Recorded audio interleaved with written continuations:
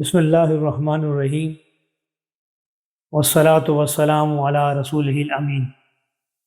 ہمارے آج کے مطالعہ حدیث کا عنوان ہے رضائی الہی چاہنے والے کا صلہ۔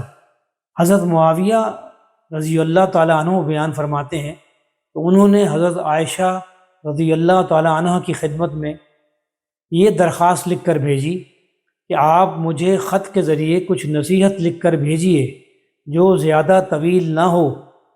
جواب میں حضرت عائشہ رضی اللہ تعالیٰ عنہ نے ان کو یہ خط لکھا: تم پر سلامتی ہو۔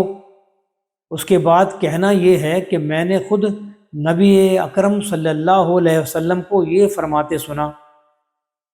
آپ صلی اللہ علیہ وسلم فرماتے تھے، جو شخص اللہ کی خاطر بندوں کی ناراضگی مول لے گا تو بندوں کی طرف سے پہنچنے والی زحمتوں میں خدا اس کی پشت پناہی فرمائے گا، اور جو شخص بندوں کو خوش رکھنے کے لیے اللہ کو ناراض کرے گا تو اللہ اس کو انہی بندوں کے حوالے کر دے گا۔ اس مختصر سی روایت سے ہمیں 3 نہایت اہم ہدایات ملتی ہیں۔ نمبر 1، ہر انسان کو نصیحت اور یاد دہانی کی ضرورت ہے، یعنی ہر انسان نصیحت اور یاد دہانی کا محتاج ہے۔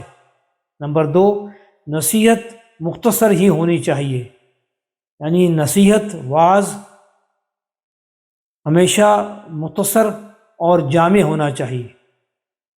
نمبر 3، خدا اور بندوں کے معاملے میں خدا کی رضا ہی کو اپنا مطلوب بنایا جانا چاہیے، یعنی خدا اور بندوں کے معاملے میں جب معاملات ہوں تو اس میں اپنی تمام تر کوشش کے باوجود کوئی ایسا کام نہیں کرنا چاہیے جس میں اللہ کی رضا جو ہے مطلوب نہ ہو۔